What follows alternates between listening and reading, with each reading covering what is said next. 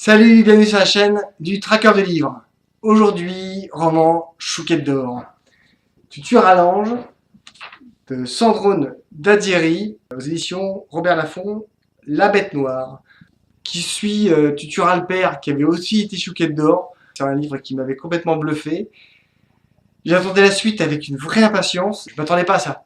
Et j'ai été encore plus surpris, donc Chouquette d'or, parce que déjà, à partir du moment où on arrive à me surprendre et à me tenir pendant près de 600 pages, un début incroyable et une fin qui met en transe. La commissaire adjointe, Colomba Caselli, est appelée par la police ferroviaire à la gare de Termini. Un TGV, Milan-Rome, est arrivé à bon port. Le chef de train a été retrouvé mort dans l'un des wagons.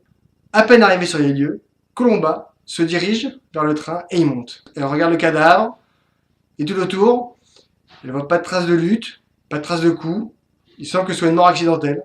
Tout en observant les lieux, un bruit de fond lui semble curieux. Il semble que le bruit vienne de derrière les portes des premières classes. Elle regarde à travers le verre des portes et reste interdite. Tout plein de téléphones portables qui vibrent et qui sonnent, ainsi que tous les ordinateurs allumés. Impossible que tout le monde ait tout oublié. Colomba fait coulisser les portes du compartiment. Devant elle, une vision d'horreur et une odeur qui lui prend la gorge. La scène fige le temps. Elle appelle ses responsables. Très vite, la gare est fermée, les proches sont mis à l'écart et la task force est déployée.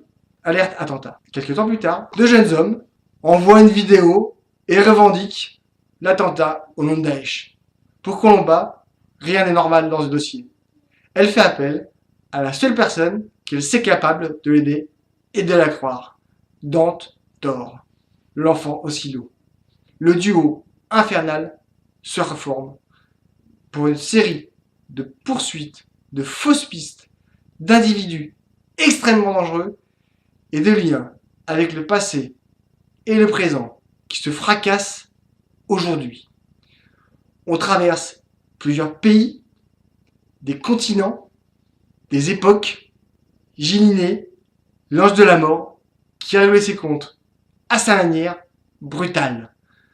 Je veux pas vous raconter trop d'histoires parce que ce serait vraiment vous enlever tout. Parce qu'il y a des moments parfois où l'auteur lève un peu le pied pour nous laisser un peu respirer et on repart aussi sec.